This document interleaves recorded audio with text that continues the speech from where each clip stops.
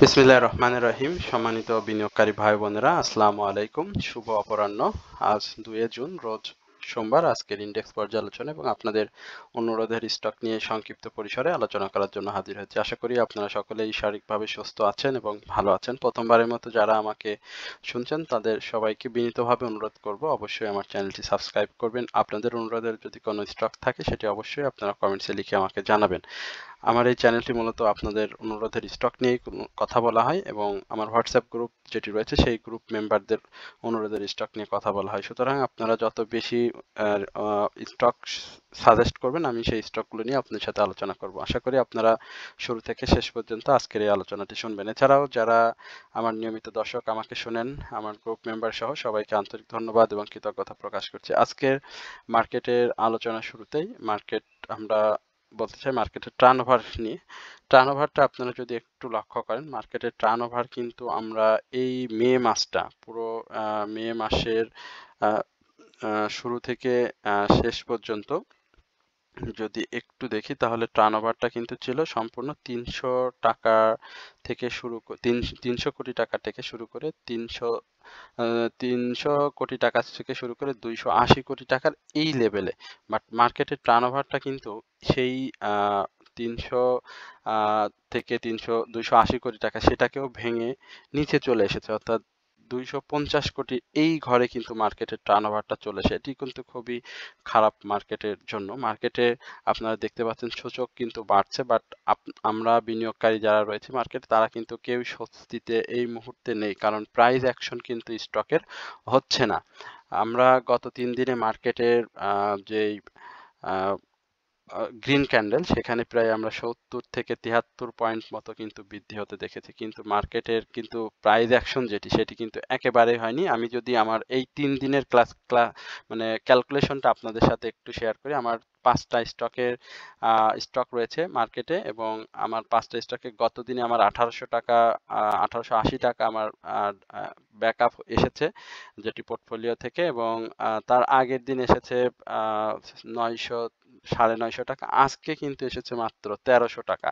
এবং আমি যদি আপনাদেরকে বলি যেদিন মার্কেট কি বলে 54 পয়েন্ট নেগেটিভ হয় 15ই মে, সেদিন কিন্তু আমার মার্কেটের এই নেগেটিভ ট্রেন্ডে আমার প্রায় 35,000 টাকা ব্যাক আসে অর্থাৎ পোর্টফোলিওতে। এবং আমি দেখেছি যে 24শে মে সেখানে আমার 17,000 টাকা পোর্টফোলিও পজিটিভ আসে এবং 27শে মে সর্বোচ্চ 27শে মে সেদিন আমার আসে, যেদিন 41 পয়েন্ট নেগেটিভ ছিল সেই দিন আমার পোর্টফোলিওতে 9,800 টাকা নেগেটিভ যেটি পোর্টফোলিও ছিল সেখানে ব্যাকআপ হিসাবে আসে। তো মার্কেট পজিটিভ ট্রেন্ডে থাকলেও কিন্তু প্রাইস অ্যাকশনটা হচ্ছে না। তো এটি আসলে আমাদের জন্য একটি দুশ্চিন্তার বিষয়। মার্কেটের আজকে যেটি পজিটিভ হয়েছে 209টি স্টক আপ ট্রেন্ডে ছিল, ডাউন ট্রেন্ডে ছিল 109টি।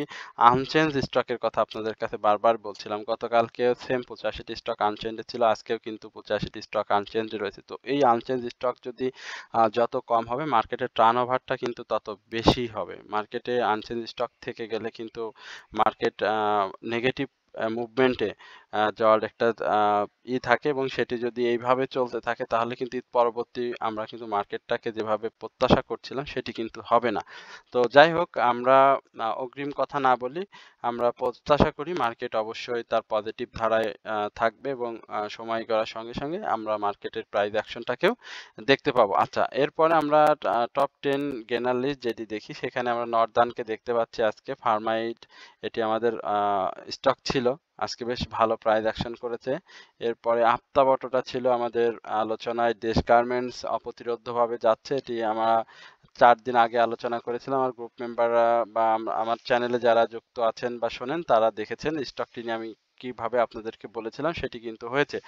আচ্ছা, ইন্স্যুরেন্স সেক্টর বাই গেনার লিস্টে আজকে আপ ট্রেন্ডে রয়েছে। 32টি স্টক আপ ট্রেন্ডে ছিল, ডাউন ট্রেন্ডে 6টি, ইকুয়াল ছিল 3টি। টেক্সটাইল সেক্টরে 30টি আপ ট্রেন্ড, ডাউন ট্রেন্ড 20টি, ইকুয়াল 8টি।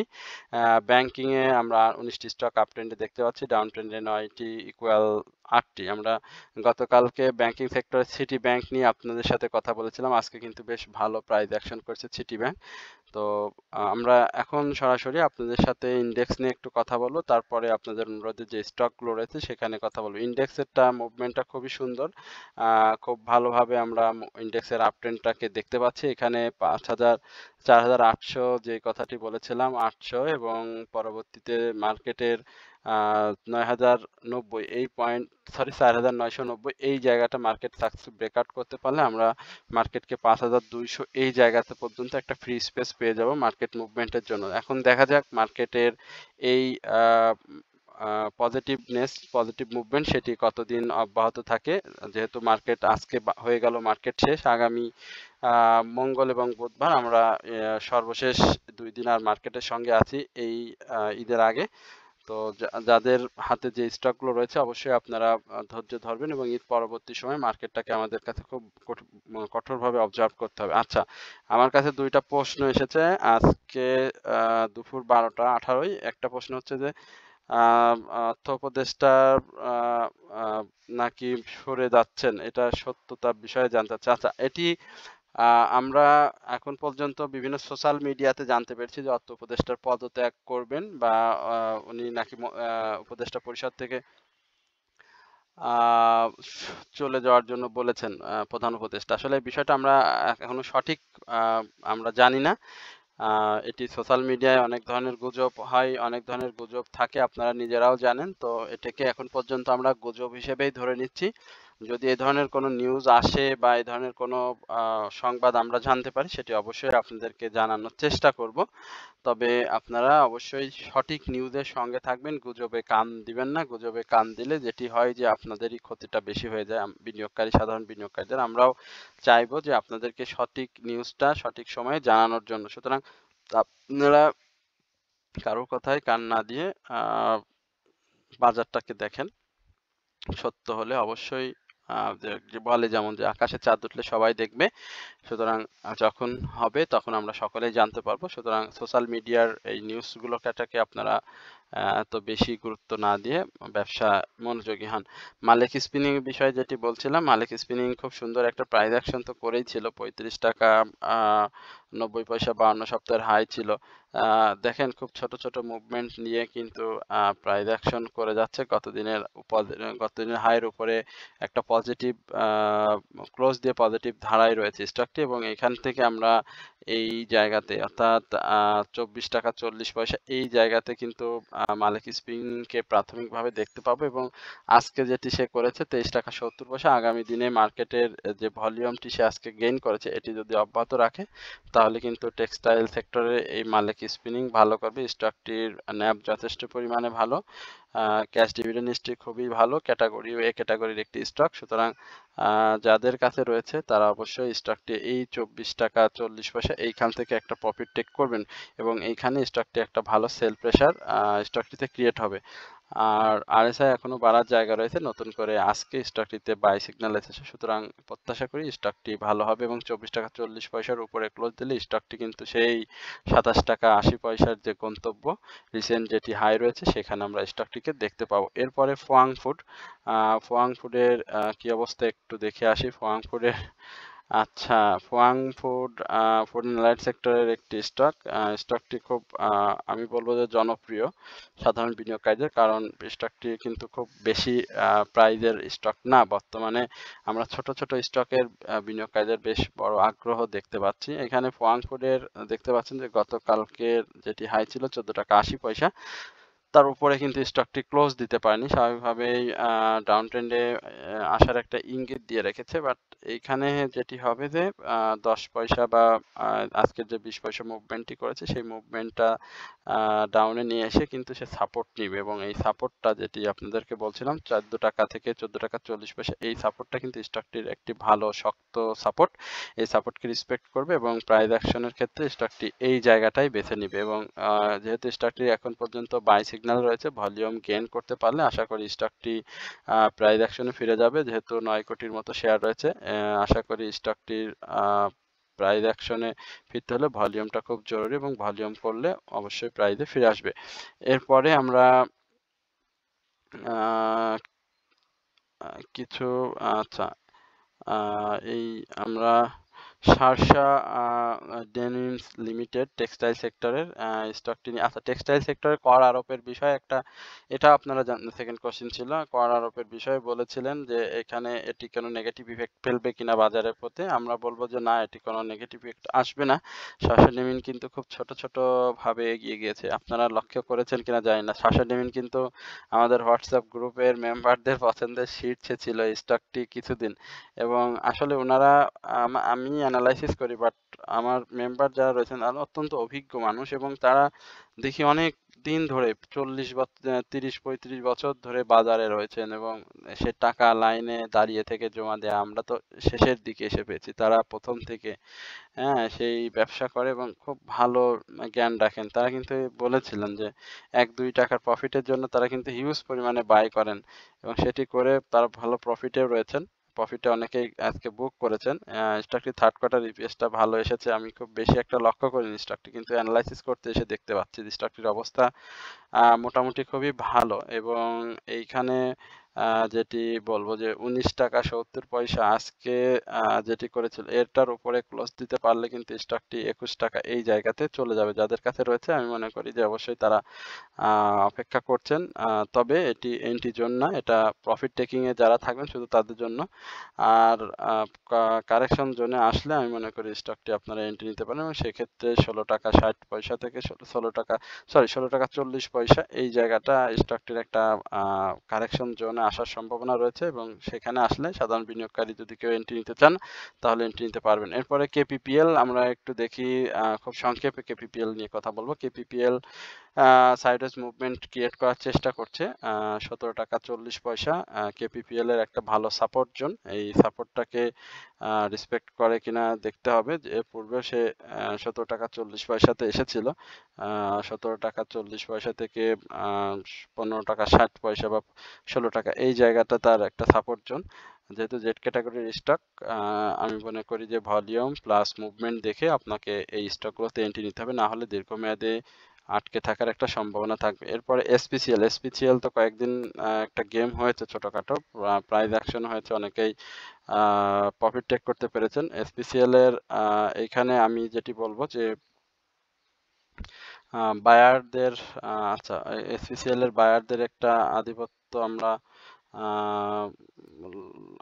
এসপিসিএল এর বায়ার নাই খুব বেশি এখানে বায়ার আসতে হবে যেহেতু পাবলিক হোল্ডিং রয়েছে স্টকটিতে বেশ বড় পরিসরে সুতরাং আমি মনে করি যে এসপিসিএল এর বায়ার আসাটা খুবই জরুরি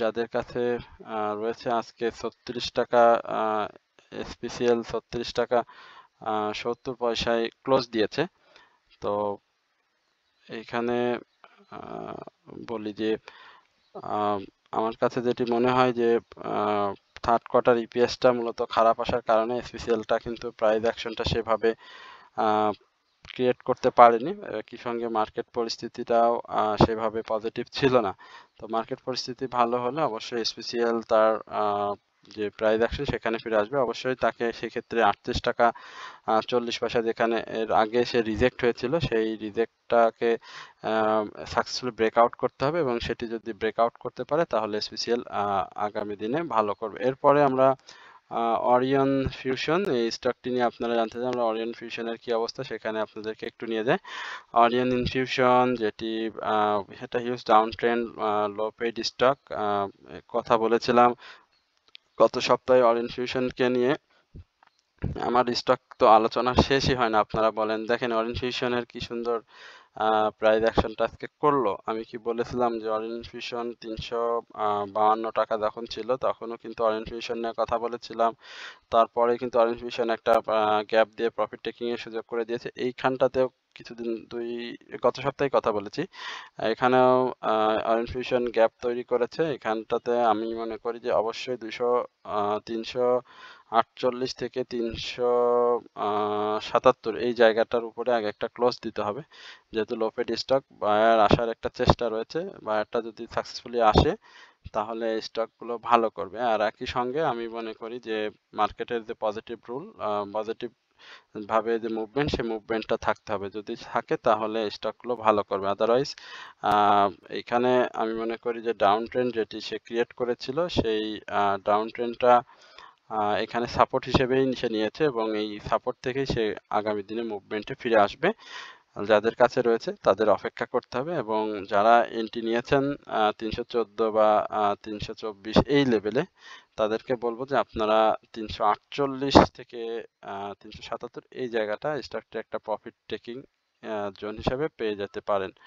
আচ্ছা, আফতাব আফতাব অটো, এই আফতাব অটো নিয়ে আজকে জানতে চাইছেন। আফতাব অটো আমি সমরিতা নিয়েও কথা বলেছিলাম, গতকালকে সমরিতা নিয়ে কথা বলেছিলাম। আজকে আলহামদুলিল্লাহ খুব ভালো প্রাইস অ্যাকশন হয়েছে। এতে অবশ্য ক্রেডিট আমার কিছু নাই, আমার মেম্বাররা যারা রয়েছেন তারা অনেক অভিজ্ঞ, তারা হয়তো অনেক বুঝতে পারেন আসলে প্রাইস অ্যাকশনের ক্ষেত্রে। আর আমার গ্রুপে যারা অনেকে যোগদানের জন্য করছেন, আমি অত্যন্ত দুঃখিত, মেম্বার অনেক বেশি হয়ে যাওয়ায় আমি কারোর আমার গ্রুপে নতুন করে জয়েন নিচ্ছি না। বাট যাদের খুব জানার আগ্রহ বিভিন্ন স্টক নিয়ে, তারা অবশ্যই ব্যক্তিগতভাবে আমাকে বললে আমি তাদেরকে আমি হোয়াটসঅ্যাপে জানিয়ে দিচ্ছি স্টকগুলোর কি অবস্থা বা কি বিষয় আপনারা জানতে চান। সুতরাং আমার হোয়াটসঅ্যাপ নাম্বারে আপনারা নক করলে জানতে পারবেন। আফতাবটক আমি এর আগেও বলেছিলাম এই স্টকটি অবজার্ভ করার জন্য, বাট এইখানেটায় আজকে যে মুভমেন্ট, এই মুভমেন্টটা কন্টিনিউ করে কিনা দেখতে হবে এবং 31 টাকার আগে আমরা স্টকটি কিছু বলবো না। 31 টাকা 40 পয়সার আগে প্রাইস অ্যাকশনের ক্ষেত্রে অবশ্যই ভলিউমটা গেইন করতে হবে। আরএসআই বাড়ার সুযোগ রয়েছে, নতুন করে আমরা বাই সিগন্যাল দেখতে পাচ্ছি। এটি যদি কন্টিনিউ করে, আশা করি যে স্টকটি প্রাইস অ্যাকশন করবে এবং বিনিয়োগকারীদের প্রফিট টেকিং এর সুযোগ করে দেবে। আচ্ছা, এরপরে দেশ গার্মেন্টস আলোচনাটা সংক্ষেপ করার চেষ্টা করি। দেশ গার্মেন্টস এর নিয়ে অনেকেই জানতে চাচ্ছেন। আমরা দেশ গার্মেন্টস এ দেখতে পাচ্ছি যে বেশ প্রাইস অ্যাকশন হয়েছে 14 টাকা, 12, 16, 20 টাকার মতো, 17 টাকার মতো একটি গ্যাপ কিন্তু আমরা দেশ গার্মেন্টসকে দেখতে পাচ্ছি। তো এটি আরএসআই অনেক বেড়ে গিয়েছে। আরএসআই কারেকশনের আগ পর্যন্ত আমি মনে করি যে দেশ গার্মেন্টসে নতুন করে এন্ট্রি নেওয়া থেকে অবজার্ভ করতে হবে অবশ্যই। কারণ আপনি যদি ভুলভাল এন্ট্রি নিয়ে ফেলেন, প্রাইস অ্যাকশন হচ্ছে এই লোভে, তাহলে কিন্তু আপনি দেশ গার্মেন্টস থেকে ফেঁসে যাওয়ার সম্ভাবনা থাকবে। দেশ গার্মেন্টসের প্রাইস অ্যাকশন অনেক হয়েছে, এখন কারেকশন জোনে থাকবে দেশ গার্মেন্টস এবং এই কারেকশন জোনে আসার আগ পর্যন্ত আমি বলবো যে আপনারা অবশ্যই দেশ গার্মেন্টস থেকে দূরে থাকবেন। আর প্রায় মার্কেট পজিটিভ রোল প্লে করলে, টেক্সটাইল সেক্টর নিয়ে অনেকেই জিজ্ঞেস করছেন, টেক্সটাইল সেক্টরের অনেক স্টকই ভালো করবে, শুধু টেক্সটাইলই না, আরও বেশ কিছু স্টক রয়েছে যেগুলো আপনারা অবজার্ভ করতে পারেন। আশা করি স্টকগুলো আপনাদের ভালো প্রফিট দেবে। স্টকটি দেখতে পাচ্ছেন আজকে কিন্তু যে ভলিউম করছে, আজকে কিন্তু সারাদিন আমরা কিছুটা সময় হল্টেডও দেখেছিলাম। আজকে এখান থেকে বায়ার এবং সেলাররা নিজে নিজে মানে হাত বদল করছে কিনা সেটা একটা লক্ষণীয় বিষয় ছিল। তো সেটি হতে পারে, বলা যায় না।